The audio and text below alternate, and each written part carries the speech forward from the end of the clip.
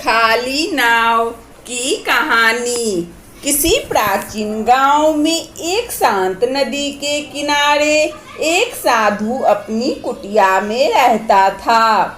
वह एक साधारण जीवन जीता था और उसका अधिकांश समय ध्यान, प्रकृति के साथ समय बिताने और लोगों को जीवन का सही मार्ग दिखाने में बीतता था। उसकी कुटिया नदी के तट पर थी, जहां वह हर सुबह नदी में अपनी छोटी सी नाव लेकर मछली पकड़ने या दूसरी ओर गांव के लोगों से मिलने जाता था। एक दिन सूरज की पहली किरणों के साथ साधु अपनी नाव में बैठा और नदी के बीच की ओर बढ़ा।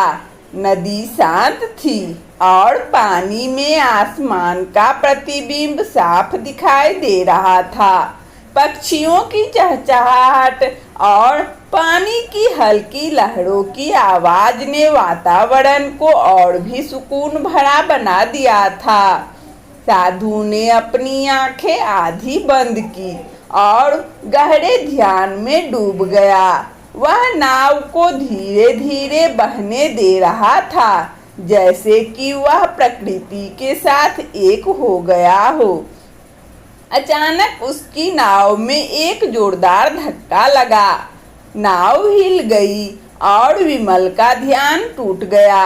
उसने आंखें खोली और देखा कि एक दूसरी नाव उसकी नाव से टकराई थी।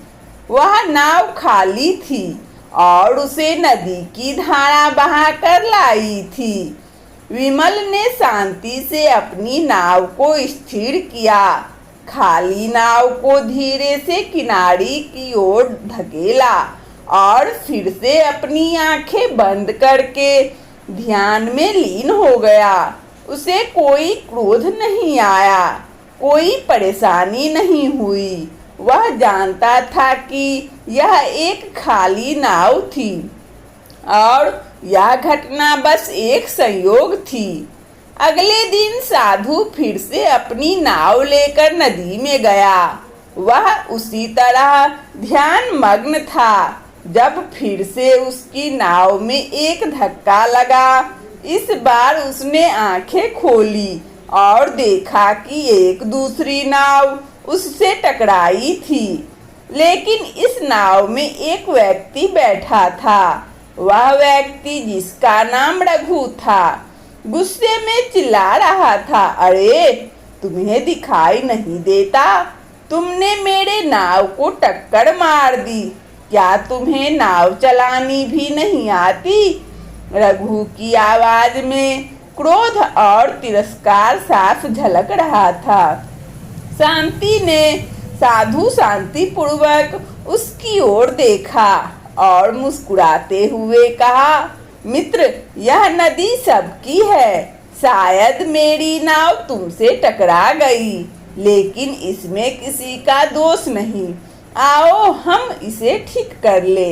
लेकिन रघु का गुस्सा कम होने का नाम नहीं ले रहा था। वह और जोर से चिल्लाया, तुम साधु होकर भी इतने लापरवाह हो? तुमने मेरी सुबह खराब कर दी। साधु ने फिर से शांत स्वर में कहा, कल भी मेरी नाव से एक खाली नाव टकराई थी। मैंने उससे कुछ नहीं कहा क्योंकि वह खाली थी। आज तुम्हारी नाव में तुम हो, लेकिन मेरे लिए यह भी उसी खाली नाव की तरह है। क्रोध करने से क्या लाभ? आओ हम दोनों शांति से इस क्षण को जिए। रघु को साधु की बात समझ नहीं आई। वह गुस्से में अपनी नाव लेकर चला गया, लेकिन साधु की बातें उसके दिमाग में गूंजती रही। उस रात रघु को नींद नहीं आई। वह सोचने लगा कि आखिर साधु ने ऐसा क्यों कहा कि उसकी नाव भी खाली नाव की तरह है। क्या वह उसे ताना मार रहा था या उसकी बात में कोई गहरा अर्थ था? अगले दिन रघु फिर से नदी पर गया। इस बार जानबूझकर साधु को ढूंढने लगा। वह चाहता था कि साधु उसकी बात का स्पष्टीकरण दे। जब उसे साधु अपनी नाव में ध्यानमग्न दिखा तो रघु ने जानबूझकर अपनी नाव को साधु की नाव से टकरा दिया। लेकिन इस बार साधु ने आंखें नहीं खोली। वह उसी तरह शांत रहा जैसे कुछ हुआ ही ना हो। रघु को अब गुस्सा नहीं बल्कि आश्चर्य हुआ। वह चिल्लाया, साधु, क्या तुम्हें कुछ दिखाई नहीं देता? मैंने तुम्हारी नाव को टक्कर मारी और तुम चुप क्यों हो? साधु ने धीरे से आंखें खोली और कहा, रघु, नाव चाहे खाली हो या उसमें कोई बैठा हो, टक्कर तो वही है। लेकिन मेरे मन में कोई क्रोध नहीं, क्योंकि मैंने यह अपेक्षा नहीं की कि कोई मेरे नाव से नहीं टकराएगा। तुम्हारा क्रोध तुम्हारी अपेक्षाओं से आता है। तुम चाहते हो कि सब कुछ तुम्हारे नियंत्रण में हो, लेकिन जीवन एक नदी की तरह है। यह बहता है और इसमें टक्करें होती रहती है। रघु अब शांत होकर सुनने लगा। साधु ने आगे कहा, जब मैंने कल खाली नाव को देखा तो मुझे क्रोध नहीं आया, क्योंकि मैंने उससे कोई अपेक्षा नहीं की थी। लेकिन जब तुम्हारी नाव टकराई तो तुमने मुझ पे अपेक्षा की कि मैं तुम्हारी तरह व्यवहार करूं। तुम्हारा क्रोध तुम्हारी अपनी धारणा है, ना कि मेरी नाव की टक्कर का परिणाम। रघु को अब साधु की बात समझ आने लगी। उसने पूछा, तो क्या मुझे भी क्रोध नहीं करना चाहिए? साधु मुस्कुराया और बोला, क्रोध आना स्वाभाविक है, लेकिन उसे अपने ऊपर हावी ना होने दे। जब तुम क्रोधित होते हो तो अपने मन को एक खाली नाव की तरह देखो। उसे बहने दो, उसे पकड़ने की कोशिश ना करो।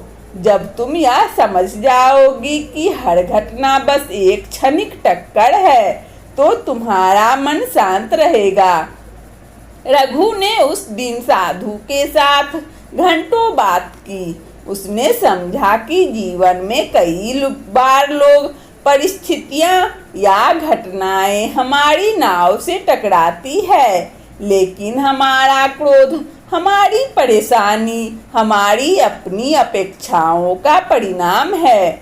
उसने साधु से ध्यान और आत्म जागरूकता की शिक्षा ली और धीरे धीरे अपने जीवन को शांत और संतुलित बनाने की कोशिश की। सीख, इस खाली नाव की कहानी से हमें कई गहरे सबक सिखाती है। पहला, क्रोध का स्रोत हमारी अपेक्षाएं हैं।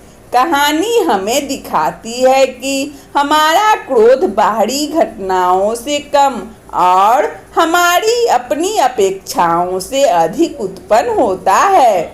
जब हम यह अपेक्षा करते हैं कि लोग या परिस्थितियां हमारे अनुसार चलेगी और ऐसा नहीं होता तो हम परेशान हो जाते हैं। लेकिन अगर हम जीवन को एक खाली नाव की तरह देखें, बिना किसी नियंत्रण या इरादे के, तो हम शांत रह सकते हैं।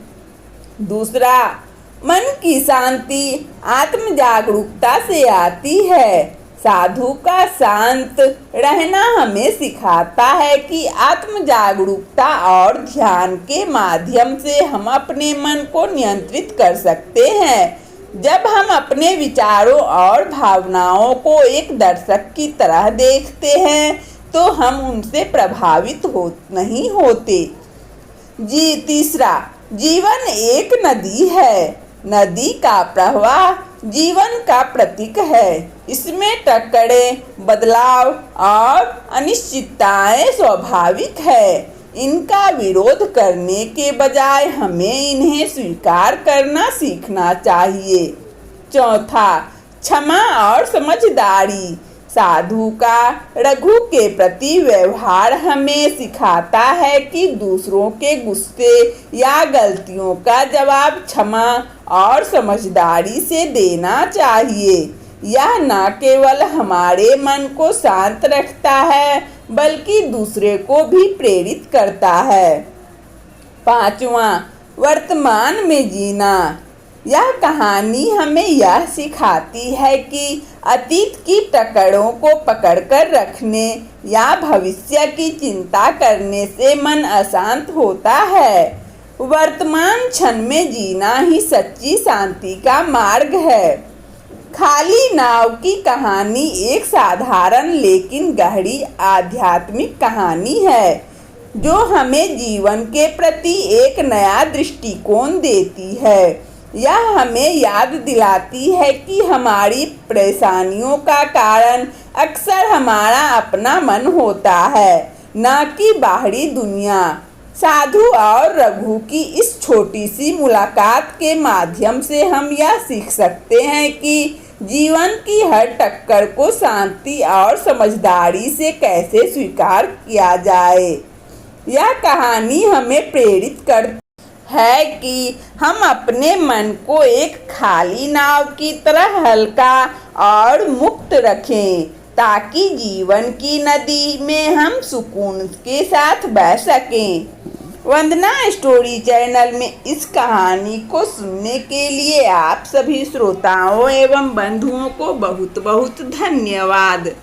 यदि हमारा यह नैतिक कहानियाँ अच्छा लगा हो तो कृपया लाइक और सब्सक्राइब अवश्य करें ताकि नोटिफिकेशन सबसे पहले आपको मिले और हमारे इस वंदना स्टोरी चैनल को सब्सक्राइब अवश्य करें। धन्यवाद।